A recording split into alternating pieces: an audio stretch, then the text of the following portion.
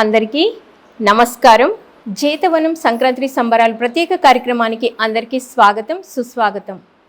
సంక్రాంతి సంబరాలు 9 సంవత్సరాలు పూర్తి చేసుకొని 10వ సంవత్సరంలోకి అడుగు పెడుతున్నాయి. బ్రహ్మర్షి పితామహ పత్రిజీ దివ్య ఆశీస్సులతో స్వర్ణమాల పత్రి మేడం మార్గదర్శకత్వంలో అంగరంగ వైభవంగా జరుగుతున్నాయి. మరి జీతవనం ప్రాముఖ్యత ఏంటి, అసలు సంక్రాంతి సంబరాల్లో ఏం జరుగుతూ ఉన్నాయి మొదలైన విషయాలన్నీ తెలియజేయడానికి మనతో పాటు ఉన్నారు సీనియర్ మోస్ట్ పిరమిడ్ మాస్టర్స్ బ్రహ్మర్షి దేవరపల్లి గోపాల్ రెడ్డి గారు, వారి యొక్క సతీమణి రమాదేవి మేడం. గోపాల్ రెడ్డి గారు అనగానే ప్రతి ఒక్కరికి గుర్తొచ్చేది భగవద్గీత.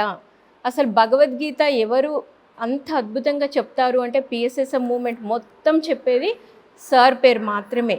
అంత అద్భుతంగా ఆయన భగవద్గీత యొక్క జ్ఞానాన్ని ఊరు గ్రామ గ్రామాల్లో చిన్న చిన్న పల్లెల్లో సైతం ఎంతో అద్భుతంగా భగవద్గీత జ్ఞాన సప్తాహాలు నిర్వహిస్తున్నారు.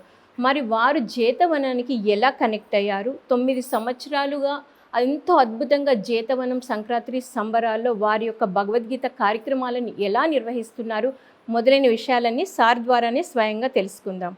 సార్ నమస్తే. నమస్తే మేడం. నమస్తే సార్. ముందుగా మీ ధ్యాన పరిచయం.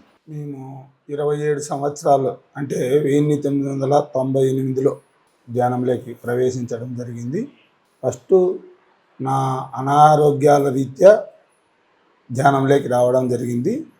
తర్వాత అక్కడ ధ్యానం వల్ల జ్ఞానం, జ్ఞానం వల్ల ముక్తి అంటే ఆ విషయాలు ఫస్ట్ ఏం తెలియదు, కానీ అనారోగ్యము బాగా అవుతుందనే విషయం కూడా తెలియదు. ఫస్ట్ నాకు ధ్యానం అంటే అనారోగ్యం అని కాదు, నాకు అనారోగ్యాల విషయం వల్ల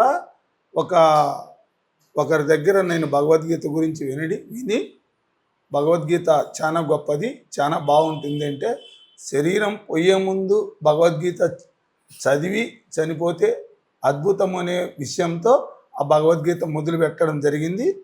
తర్వాత అక్కడ ఒక శ్లోకం పలుకోవడమే నాకు కష్టమైంది. ఫస్ట్ నేను వ్యాపార రీత్యా ఆయన దగ్గర కూర్చున్నప్పుడు వాళ్ళు భగవద్గీత గురించి మాట్లాడుతున్నారు. నాకు దాని గురించి ఆ విషయాలు ఏమీ తెలియనప్పుడు వాళ్ళు మాట్లాడుతుంటే అప్పుడు నా అనారోగ్య రీత్యా నాకు చాలా శరీరంలో భయకంపితంగా ఉంది. భయానికి ఏమైనా భగవద్గీతలో ఏదైనా ఒక మంత్రం ఉందా అని అడిగా. అప్పుడు శ్లోకం అనేది కూడా తెలీదు. ఆయన ఎందుకు లేదని ఒక శ్లోకం ఇచ్చాడు. ఆ శ్లోకాన్ని తెచ్చుకుంటే ఆ శ్లోకం పలికేకే నాకు కష్టమైంది. ఇది అయినా నాకు పట్టుదల ఏమంటే ఒకసారైనా జీవితంలో భగవద్గీత చదివి అప్పుడు నా పరిస్థితి ఎట్లుందంటే ఏ క్షణంలో అయినా ప్రాణం పోయే పరిస్థితి, ఇక నేను భూమి మీద ఉండను అని పూర్తి నిర్ధారణకు వచ్చిన పరిస్థితుల్లో దాంట్లోకి జరగడం జరిగింది. కాబట్టి అలా బలవంతంగా ఒకసారి భగవద్గీత చదివాను. తర్వాత రెండోసారి చదివేటప్పటికి నాకు దాంట్లో కొంచెం ఈజీ అనిపించింది. తర్వాత నాకు ఒకసారి చదివిన తర్వాత 3 సార్లు ఖచ్చితంగా చదివి చనిపోయినా పర్వాలేదని 3 సార్లు చదవాలనుకున్నాను. 3వసారి చదివేటప్పుడు మాత్రం మహా అద్భుతాలు జరిగాయి. అప్పుడు ఆ 3వసారి చదివేటప్పటికే ధ్యానంలోకి రావడం జరిగింది. అలా వస్తూ ఉన్నాము. ధ్యానం వల్ల జ్ఞానం, జ్ఞానం వల్ల ముక్తి. ఎందుకంటే ఆ భగవద్గీతలో ఆ ధ్యాన యోగాన్ని గురించి చదివేటప్పుడు దాంట్లో చాలా మహత్తరమైన విషయం చెప్తాడు. జిజ్ఞాసరపి యోగస్య శబ్ద బ్రహ్మతి వర్తతే అంటాడు. యోగ జిజ్ఞాస కలిగినంత మాత్రం చేతనే వేదములందు చెప్పబడిన కర్మానుష్ఠ ఫలములన్నీ మనుజుడు దాటివేయుచున్నాడు. అంటే మొత్తం వ్రతాలు, దానాలు, యజ్ఞాలు, మొత్తం పూజలు, పునస్కారాలు మొత్తం ఎట్టు జడ్డు ఎన్ని ఉన్నాయో అన్నీ కూడా కేవలం ధ్యానం చేయాలనే తలంపు కలుగుతానే అన్నిటినీ దాటి పైన ఉంటాడు భగవద్గీతలో కృష్ణుడు. అందుకోసము అంత పుణ్యప్రదమైంది కాబట్టి ధ్యానం ఎక్కడ దొరుకుతుంది అనే ఆలోచన వచ్చింది నాకు ఆ భగవద్గీత చదివేటప్పుడు. ఎక్కడ పోతే ఏ గురువును ఆశ్రయిస్తే ధ్యానం వస్తుంది అనుకున్న పరిస్థితుల్లో నేను అన్ని హాస్పిటళ్ళు తిరుగుతూ సూపర్ స్పెషాలిటీస్ ఆసుపత్రిలో పుట్టపర్తిలో అప్పుడు చూపించుకుంటూ ఉన్నా. అక్కడ విపరీతమైనటువంటి మెడిసిన్ రాశారు. ఇక ఎప్పుడు పోతానో తెలీదు. అటువంటి పరిస్థితుల్లో మెడిటేషన్లోకి రావడానికి అవకాశం వచ్చింది. తర్వాత అదే టైంలో భగవద్గీత నాకు ఇచ్చిన స్పృహ వల్ల అలా ధ్యానం యొక్క ఆలోచన వచ్చింది. నాకేమో ధ్యానం చేస్తే రోగాలు బాగా అవుతాయని ఎవరు చెప్పలే, లేదంటే రోగం కోసం కూడా రాలే. ఫస్ట్ ధ్యానం వల్ల జ్ఞానం, జ్ఞానం వల్ల ముక్తి అన్నారు కదా. ఈ జన్మలో ధ్యానం వల్ల జ్ఞానము లేదు, జ్ఞానం వల్ల ముక్తి వచ్చేకి లేదు పరిస్థితి. ఎందుకంటే 10 నిమిషాలు పడుకుంటే జోములు వస్తుంది బాడీ. ఇంకా అప్పుడు రక్త ప్రసరణ లేదు బాడీలో, ఇక మనం బ్రతికేది బట్ట కట్టేది ఏమీ లేదు. ఏదో గొప్ప పుణ్యం కదా, అన్ని పుణ్యాల కంటే గొప్ప పుణ్యం. ఇన్ని వ్రతాలు, దానాలు, యాగాలు, యజ్ఞాలు చేసిన పుణ్యం ఒక్క ఆలోచనతోనే వస్తుందంటే అది మహత్తరంగా అనిపిస్తుంది. అంటే అందరికి కూడా అనిపించవచ్చు అది, కానీ ఆ మహత్తరంగా అనిపించిన దాంట్లోకి రావడం అనేది కూడా పూర్వజన్మ సుకృతం ఉండాల్సి వస్తుందేమో. అలా నేను దారింటి వస్తూ ఉన్నప్పుడు ధ్యానం వల్ల జ్ఞానం, జ్ఞానం వల్ల మోక్షం అనే ఒక బోర్డు చూసా. నేను అదే దారింటిని కొన్ని వేల సార్లు తిరిగింటే అప్పుడు నాకు ఆ బోర్డు కనపడలే. ఈ బుక్లో ఆ ధ్యాన యోగంలోకి వచ్చిన తర్వాత, ఆ ధ్యానాన్ని గురించి తెలిసిన తర్వాత అది కనపడింది. ఎప్పుడైతే మీకు తెలుసుకోవాలని తపన మొదలైందో అది కనపడింది. అదే మనలో ఎప్పుడైతే ఆ తపన వస్తుందో దానికి అన్నీ ఎదురైతాయి అన్నట్టు. అప్పుడు పైకి ఎక్కి ఆడ మెడపైన ఉన్నది, మెడపైకి ఎక్కి అట్లే ట్యాబ్లెట్స్ చేతిలో పట్టుకొని, అవి ఎన్నో రకాల ట్యాబ్లెట్స్ రాసిస్తే మెడిసిన్ ఎట్లా తీసుకోవాలని రాపించుకునేదానికి మెడికల్ షాప్ దగ్గరికి పోయి రాపించుకొని వస్తున్నా. ఆ దాన్ని చూసి అట్లే పైకి ఎక్కి అక్కడికి వెళ్ళిన తర్వాత అక్కడ ధ్యాన పరిచయం ఆ విధంగా జరిగిన తర్వాత మహా అద్భుతాలే జరుగుతూ వచ్చాయి. అక్కడి నుంచినే అద్భుతాలు ఉన్నాయి. అలా ధ్యాన పరిచయం అయింది. నాకు ఫస్ట్ గురువు భగవద్గీత, రెండో గురువు ధ్యానం, మూడో గురువు పత్రిజీ. మూడు అట్లే పరిచయం అయ్యేది. ధ్యానం అట్లే పరిచయం అయింది, ధ్యానం అట్లే దగ్గరైంది, తర్వాత గీత అట్లే దగ్గరైంది, తర్వాత సారు అట్లే దగ్గరయ్యాడు. సో అన్నీ ఒకేసారి వచ్చాయన్నమాట, ఒకేసారి ఏకకాలంలోనే. మేడం ఇప్పుడు మీ గురించి, మీ ధ్యాన పరిచయం. మా ధ్యాన పరిచయం అంటే మాకేం ఎవరు ధ్యానం గురించి చెప్పలేదు. మా ఆయన కూడా నువ్వు ధ్యానం చేయనేం చెప్పలేదు. ఇప్పటికి మా పరిస్థితి ఎలా ఉండేదంటే, ధ్యానంలోకి రాకముందు ఆ కొన్ని రోజులు ఈయనకంతా అనారోగ్యం ఇబ్బంది అయిపోయింది. అంటే ఇబ్బందులు పడుతున్నాడు. దాంట్లో మాకు ఫ్యాక్షన్ ఉంది కదా, అది తప్పించుకోకనే ఇవన్నీ వచ్చేసరికి నేను చాలా బాధలకి గురైపోయినాను. దాంట్లో నాకు అనారోగ్యం వచ్చింది, గొంతు కింద గడ్డలు అనేవి వచ్చినాయి. అవి డాక్టర్తో చూపిస్తున్నాం కానీ మందు పుక్కిలిస్తా అంటేనే నోట్లో ఉండాల, మందు ఉంటేనే గడ్డలు కొంచెం ఆఫ్ అవుతాయి, లేకుంటే నాకు ప్రాబ్లంగా ఉండే, చాలా ప్రాబ్లం, అడ్డపడేటివి రెండు వచ్చి. అట్లున్నప్పుడు మందులు తీసుకుంటూ ఉండేదాన్ని. ఈయన ఎప్పుడైతే ధ్యానం చేసినారో అంటే, ఆయన ధ్యానంలోకి వచ్చే ముందు ఒక వారం అంతా భలే సతాయిచ్చినాం ఇంట్లో, మా అత్త నేను. మా అత్త ఏం సతాయిలేదు, నేనే. ఎందుకంటే ధ్యానంలో కూర్చుంటే దేవుళ్ళు దిగొస్తారు, మాట్లాడతారు, మాటలు మాట్లాడతాయి, ఇవన్నీ సెంటర్లో విషయాలన్నీ మాకు వచ్చి చెప్పేవాడు. ఏంది కష్టపడి 10 మందికి పెడితే దేవుడు మాట్లాడతాడు, ఊరికనే కూర్చుంటే ఏంది మాట్లాడతాడు. నేను తెల్లవారుజామున బ్రహ్మముహూర్తంలోనే గుళ్ళకి పోయేదాన్ని. ఒకరోజు కూడా నాకు దేవుడేం కాని రాలేదు. ఏంటివో అన్నీ ఇవన్నీ వింతలన్నీ అని చెప్పి నేను ఈయన అనేదాన్ని. ఈ అనారోగ్యంతో అన్నీ చెప్పేవాడు, బాగలేదని, అసహనము, కోపము ఇట్లుండేది. ఇవన్నీ లేదని మళ్ళీ ఇదో కొత్త రోగం వచ్చింది, ఇది పెద్దదే అనుకున్నాను. అనుకొని మా అత్తతో కూడా అన్నాను, అత్త ఏం మాట్లాడేది వద్దులే, మనం అన్నం తిందాం, వస్తే అన్నం తింటాడు, చెప్తా అంటాడు, ఊరుకుందామని. ఆయన చెప్పేవాడు. ఈయనేదాన్ని అంతవరకే. కోపం ఆ సెంటర్ పెట్టిన వాళ్ళు ఎవరని చెప్పుకునేదాన్ని. బాగా తిట్టేస్తుంటే బాగా తిట్టకూడదు అనేదాన్ని. అంటే అయిష్టత. తిరిగి ఒక వారానికి సార్ కొంచెం అన్నం తినడం, కొంచెం ప్రశాంతతను చూసి నాకు నేను ఎలా కూర్చుంటున్నాడని చూసేదాన్ని. ఆయన కూర్చుండే విధానాన్ని బట్టి నేను ధ్యానంలో కూర్చున్నాను అంతే. నాకేమి ఎవరు కూడా అదే ఇప్పుడు ధ్యానానికి వచ్చే వాళ్ళంతా అదృష్టవంతులు. మనం ధ్యానానికి రండి అని అన్నీ సమకూర్చి రండి అని పిలుస్తాం. మనకి అప్పుడు మాకు అట్లా లేదు కదా. అప్పుడు నేను ధ్యానం చేయాలి అనిపించి, ఆయన అన్ని రోగాలు ఉన్నా అంత కొంచెం హాయిగా ఉన్నాడు కదా, ఇది నాకు ఒకటే కదా రోగం ఉంది, ఈ అనారోగ్యానికి నేను ధ్యానంలో కూర్చోందామని చెప్పి కూర్చున్నా. జేతవనంకి అంటే ఫస్ట్ టైం మీకు అసలు ఎలా కనెక్ట్ అయ్యారు మేడం? జేతవనానికి ఒకసారి పత్రి సార్ వచ్చినాడు, చలపతి సార్ వాళ్ళ ఇంటికి, వివిఆర్ చలపతి సార్ వాళ్ళ ఇంటికే వచ్చేది. అంటే అందరి ఇళ్ళకి వచ్చేవాడు, అక్కడే సార్ ఉండేవాడు. వచ్చినప్పుడు మన కొట్టాల సుధాకర ప్రభాకర్ సారు వాళ్ళ ఇంటికి వచ్చినారు. వచ్చిన తర్వాత మా అందరికి ఇట్లా చెప్పినాడు, దగ్గరే ఉంది, చాలా బాగుంది, వెళ్ళండి ఇక్కడ చిన్నగా ఇట్లని. ఆ సార్లు వాళ్ళిద్దరు బ్రదర్స్ కదా, వాళ్ళిద్దరి గురించి చెప్పి అంతా మాట్లాడేవాళ్ళు. మాకు అనిపించేది, ఇట్లా చూడు వీళ్ళు ఇంత త్యాగము, అంటే నాకు అప్పటికే ఇంకా ధ్యానం మీద అదే చెప్తేనే ఎంట్రింగే ఇంకా అంకితం, తిరిగి చూసుకునే క్వశ్చనే లేదు ఇంకా. నాకు కుటుంబం ముఖ్యమా ధ్యానం ముఖ్యమా అంటే కుటుంబం బాధ్యత, ధ్యానం జీవితం.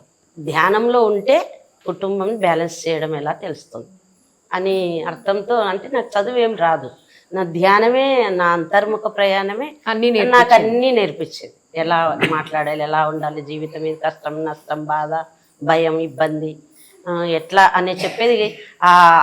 ఆ పరిస్థితికి నాలో బ్యాలెన్స్ అవుతూ వచ్చేది. సో నాకు తెలిసేది బాగా, నాకు తెలిసేది బాగా. ఓకే, అక్కడ చలపతి సార్ వాళ్ళ ఇంట్లో మాట్లాడుతూ ఉన్నాం. ఉన్నప్పుడు సార్ వాళ్ళ గురించి చెప్తుంటే నాకు ఎంతో ఇష్టమైనది. ఆ బాబు వాళ్ళు ఇద్దరిని చూసినాం. ఇష్టమైన తర్వాత అది ఇది మాట్లాడుకుంటూ ఉన్నప్పుడు సుధాకర్కి నాకి చాలా అనుబంధం, ప్రభాకర్ కంటే. ఆ పరిచయంలోనే అమ్మ అమ్మ అని చెప్పి నా దగ్గరనే ఉండేవాడు, వచ్చినా మాట్లాడేవాడు, అట్లా ఉండేవాళ్ళం ఇద్దరం. అక్కడ మాట్లాడడంలోనే అమ్మ అని చెప్పి మాట్లాడడం. అట్లా అంతా అయిన తర్వాత ఒకసారి కొట్టాలకు వెళ్ళండి అంటే మధ్యలో ఒకసారి కొట్టాలకు వెళ్ళినాము.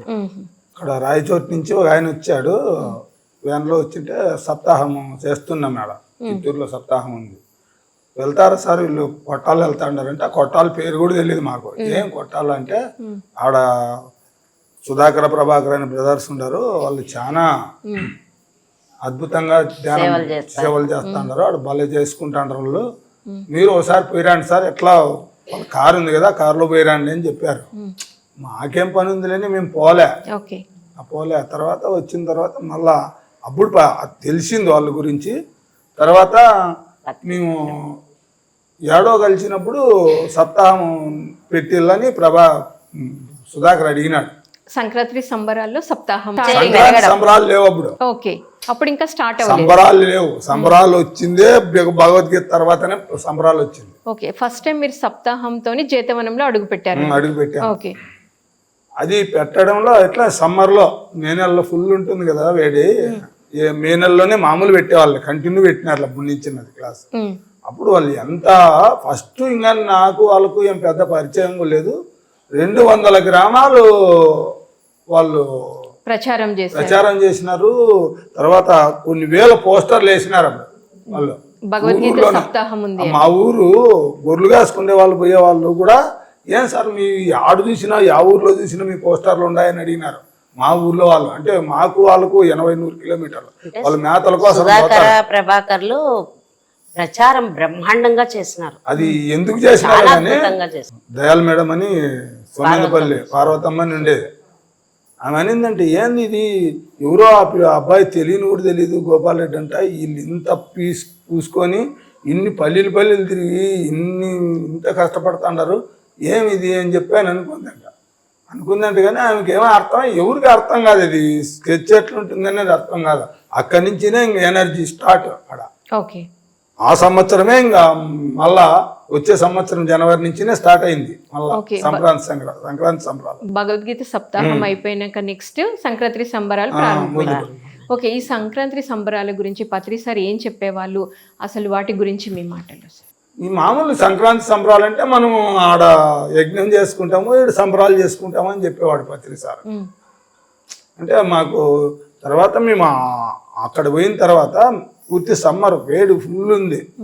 మే నెలలో చాలా ఎండ ఉంటుంది కదా, వేడి ఉంటుందంటే మాకేం లేదు సార్ అది ఇదని సుధాకర్ చెప్పాడా. ఇక్కడ మేము రైలు దిగినామా, దిగుతానే చూస్తే వేడి కక్కుతా అంది. అమ్మ ఇంత ఉంది అనుకొని దిగితే కారు వచ్చింది. ఏం సుధాకరా ఏం ఏం చల్లగా ఉంది సార్ మాది కూలింగ్ అని చెప్తివి, ఇంత వేడి ఉందంటే ఏముందిలే సార్, ఇంకా కృష్ణ భగవానుడు అడుగు పెడతాడు, ఆడు అడుగు పెడతానే వర్షం వస్తుంది అని చెప్పాడు మేడం. అంత మెరాకల్స్ అంటే కొన్ని విషయాలు ఎట్లుంటాయంటే ఏంది అసలు ఊసే లేదు, వర్షం ఆలోచన కూడా లేదడా. ఏంది పిల్లడు ఇట్లా చెప్తాను అనుకుంటే, మీరు అడుగు పెడతాంటారు కదా, శ్రీకృష్ణ భగవానుడు అడుగు పెడితే వర్షం రాకుండా ఎక్కడ పోతుంది, ఇంక మీకు వేడనేది ఏంది ఉండదని అన్నామా. పోయినామా, అటు పోయి మొహం కడుక్కున్నాము. 5 గంటలు అయింది. ఇంకా 6 గంటలకు క్లాస్ స్టార్ట్ అవుతుంది. 6 గంటలప్పుడు ఎక్కడే కానీ మేఘం లేదు. 6 గంటల ఆ గంట సేపులో క్లాస్ ముందు 5 గంటల నుంచి 6 గంటల వరకు ఉండపోతే వేసేసింది వర్షం. పూర్తి కూల్ చేసేసింది, వాతావరణాన్ని మార్చేసింది. ఈ పిల్లోనికి ఎట్లా ఏం తెలిసిందని మాట్లాడినాడు ఇంత అంటే మాట్లాడిందంటే మేము పోయినాము అంతే, ఒక 15 నిమిషాల్లోనే మా మేఘాలన్నీ వచ్చినాయి, వర్షం వచ్చేసింది, ఫుల్ కూల్ అయిపోయింది. 7 రోజులు వర్షం. ఓకే, 7 రోజులు వర్షం పడింది. 7 రోజులు వర్షమే. చల్లగా అప్పుడే కాదు, ఎప్పుడు పోయినా కూడా పిల్లలు రోంత లేట్ అయిందనుకో పోయినాక మేము అప్పటి వరకు వాన లేదనుకో, ఏమి ఇంకా కృష్ణుడు అడుగు పెట్టి ఈ పొద్దు గంట అయినా ఇంకా వాన ఇంకా ముదులు కాలే, ఇంకా అది ఇట్లా చూసేవాడు, ఆకాశం వైపే చూసేవాడు, ఖచ్చితంగా వచ్చేది. 2వ రోజు 3వ రోజుకి వచ్చేసేది వర్షం. అట్లా వర్షం ఖచ్చితంగా వచ్చేది, కూల్ అయ్యేది.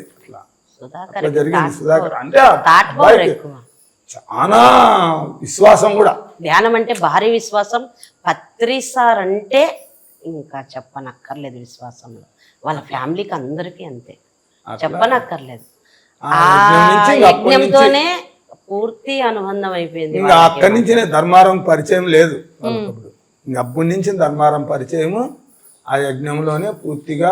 జీతవనానికి ధర్మవరానికి మంచి అనుబంధం అనుసంధానమై అట్లా సొంత మొళ్ళు మాదిరి కలిసిపోయాము. ఆ యజ్ఞానికి సహాయ సహకారాలు కూడా ధర్మారం నుంచి అద్భుతంగా, మెయిన్ అంతా ఇక్కడి నుంచినే.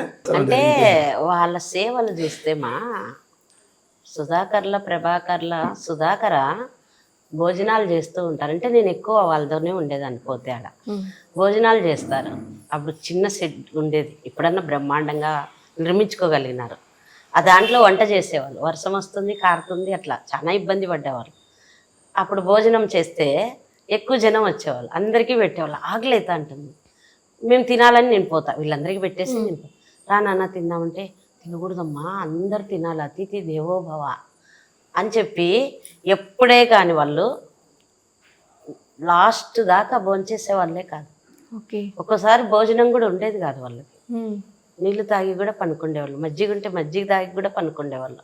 అంటే ఎక్కువ అనుసంధానం అయిపోయింది. నాకు సుధాకర్కి చాలా హాస్టల్గా కూడా ఒక 20-30 సార్లు కలుసుకున్నాం ఇద్దరం.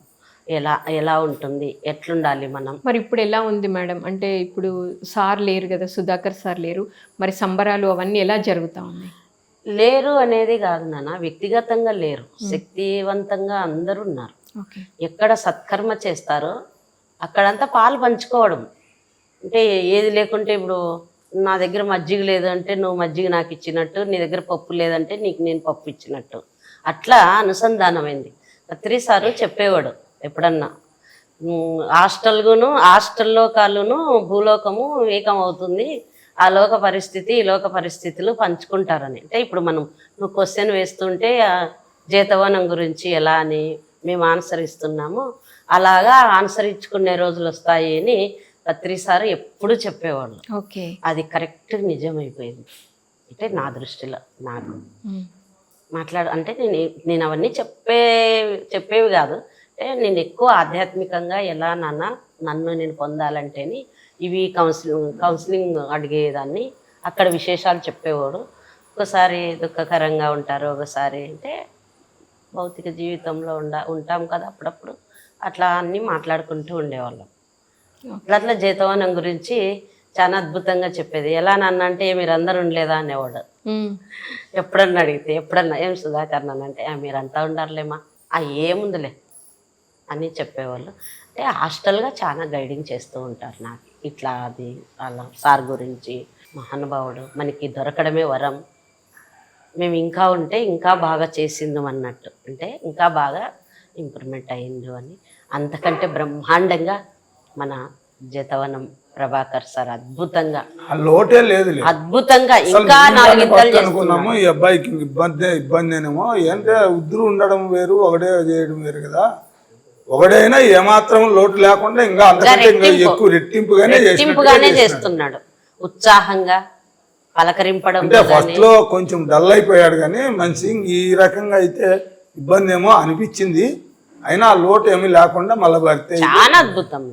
వాళ్ళ ఫ్యామిలీలో కూడా చాలా మార్పులు, జ్ఞానపరంగా శక్తిపరంగా, ఏవి వాడకూడదు ఏవి వాడాలి, సాధకులకి ఎలా ఫుడ్ పెడితే మంచిది, చాలా అసలు చాలా చాలా సాత్వికమైన ఆహారం, ఎప్పటికప్పుడు ఆహారం, చూస్తే ఆశ్రమం అంటే అప్పటికి స్టెప్ బై స్టెప్కి ఇప్పుడు ఇంకా పూర్తి ప్రభాకర్ హ్యాండ్ ఓవర్ అయిన తర్వాత అందులో సుధాకర్ల ప్రభాకర్ల వాళ్ళ కొడుకులు చూడండి ఎట్లా చేస్తున్నారు. ఇంకా ఇప్పుడు నాతో చెప్తారు, అవ్వా అప్పుడు కంటే ఇప్పుడు ఇంకా భలే ఉంది కదా, ఇట్లా పెట్టినాము అట్లా పెట్టినాము, మనం ఇట్లా భోజనాలు ఇవి భోజనాలు, రెండో తిరుపతి లాగా ఉంటుంది.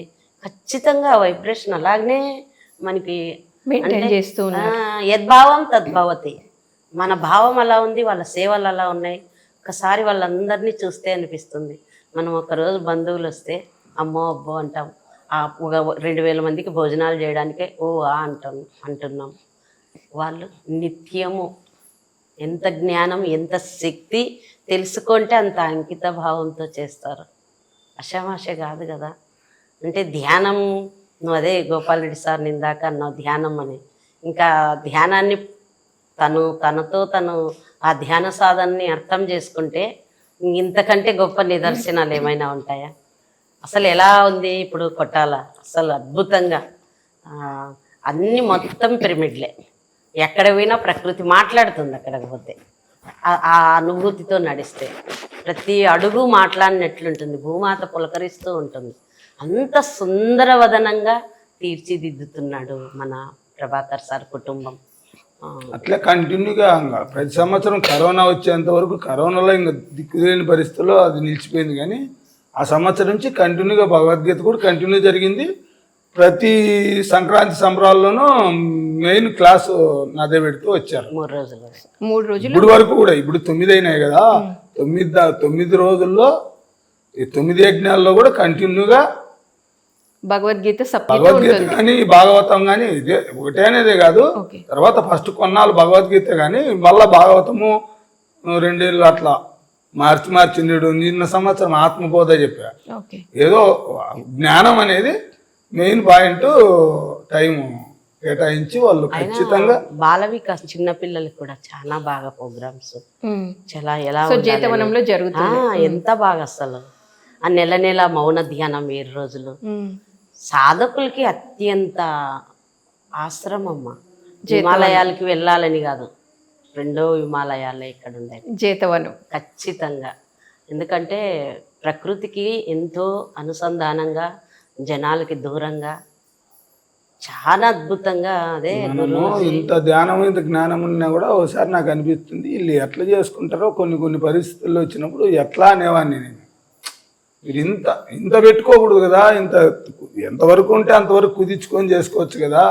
మీరు ఇట్లా పోతారు డబ్బులు ఎట్లా అనే ఆలోచన అంటే వస్తాయి అంకుల్ అనిందే కానీ ఎప్పుడే కానీ ఆలోచన చేయాలనే అనిండే వాళ్ళు కాదు. అది ఏం ధైర్యమో కానీ వస్తాయి అంకుల్ ఈ మాటే వచ్చేది అప్పుడు వాళ్ళ నుంచి. ఎనుకంది లేదు. సుధాకర్ శరీరము వదిలినాక కూడా ప్రభాకర్ ఈ ఏరు పెట్టకూడదు అని చూసా.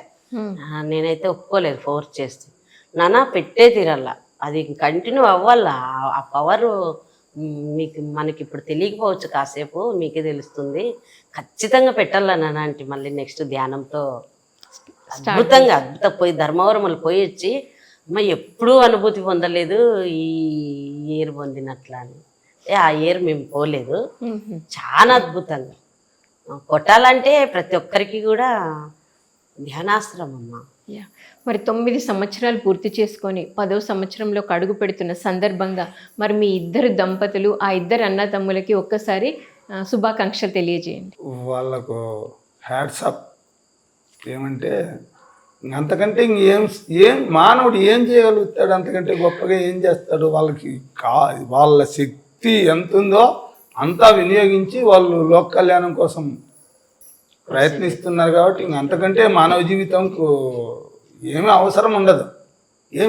ఏం చేసినా ఏముంది, స్వార్థానికి ఎన్ని చేసినా నిష్ప్రయోజనమైనవి కదా. అద్భుతమైన ప్రయోజనం జీవితానికి వాళ్ళు సాధించుకున్నట్టే. ఆ నిష్కామ భావంతో జీవితాంతం. అంటే మాయ అనేది ఎట్లా ఉంటుందంటే పై మెట్టులోకి ఎక్కినట్టు కూడా కిందికి లాగుతుందేమో. అంటే ఎప్పుడు మనస్సుని దిగజారుస్తుందో, ఎప్పుడు ఈ భ్రమ అనేది కిందికి లాగుతుందో ఎవరికి అర్థం కాదు.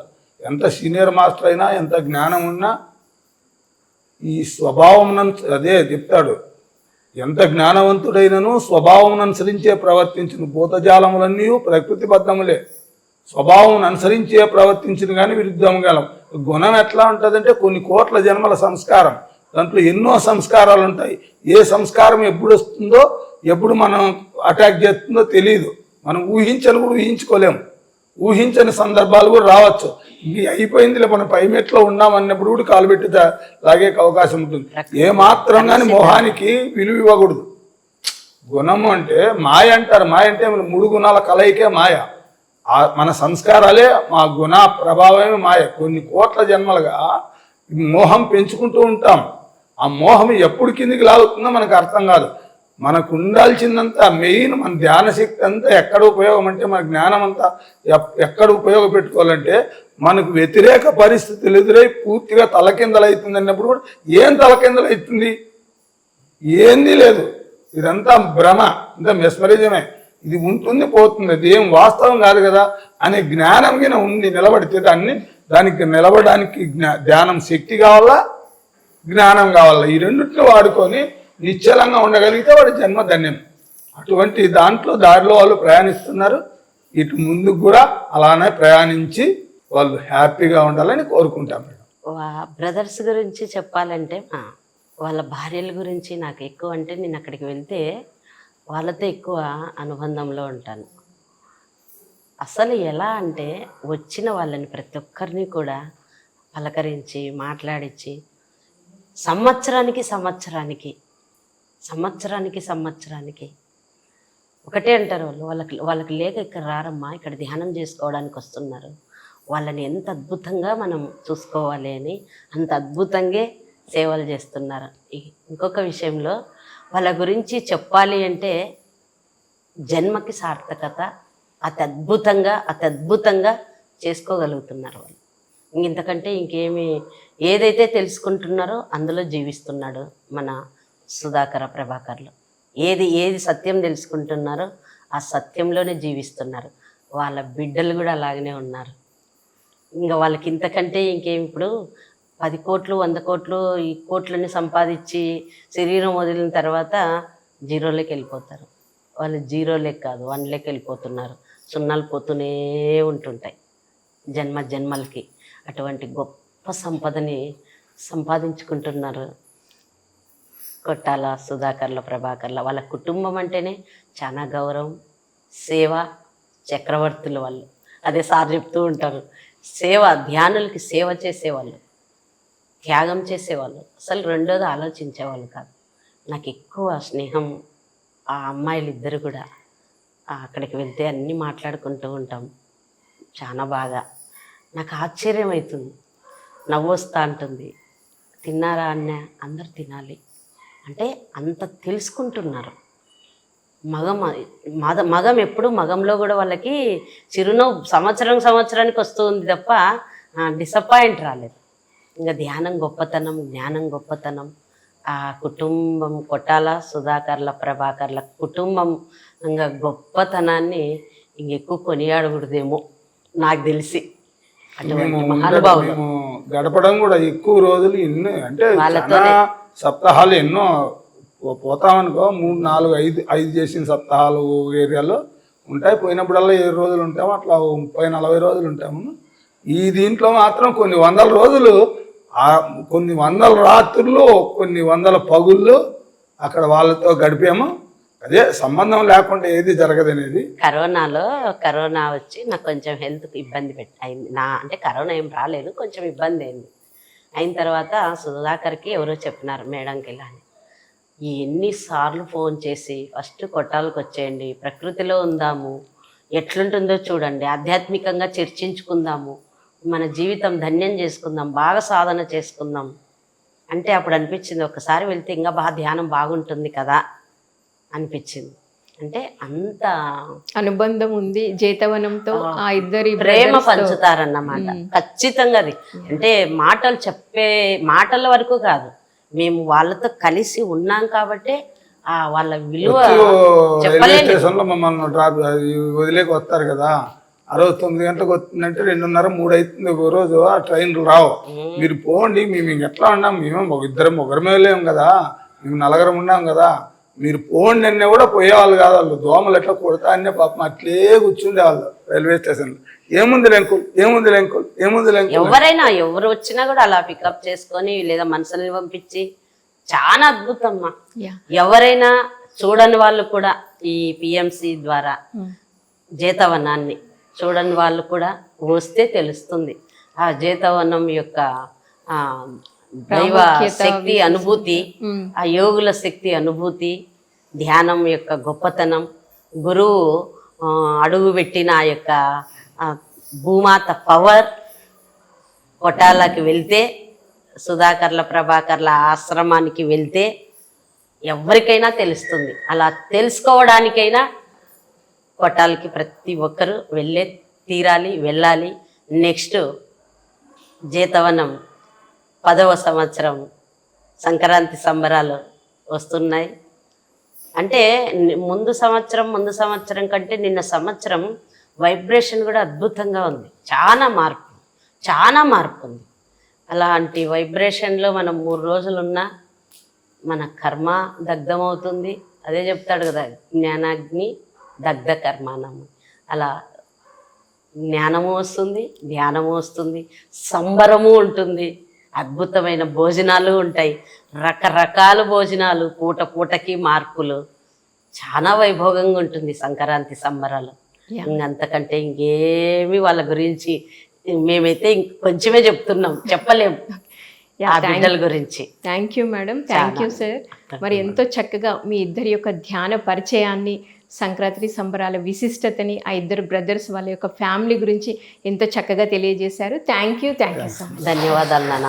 పిఎంసి తల్లిదండ్రులందరికీ కూడా మా తరపున ధన్యవాదాలు తెలుపుకుంటూ మేము సెలవు తీసుకుంటాం. సో విన్నారు కదండి, జీతవనం సంక్రాంతి సంబరాల యొక్క ప్రాముఖ్యత సారు మేడం ఎంతో అద్భుతంగా తెలియజేశారు. సో ప్రతి ఒక్కరూ సంక్రాంతి సంబరాల్లో పాల్గొనాలని కోరుకుంటూ మరొక కార్యక్రమంలో మళ్ళీ కలుసుకుందాం. Thank you so much.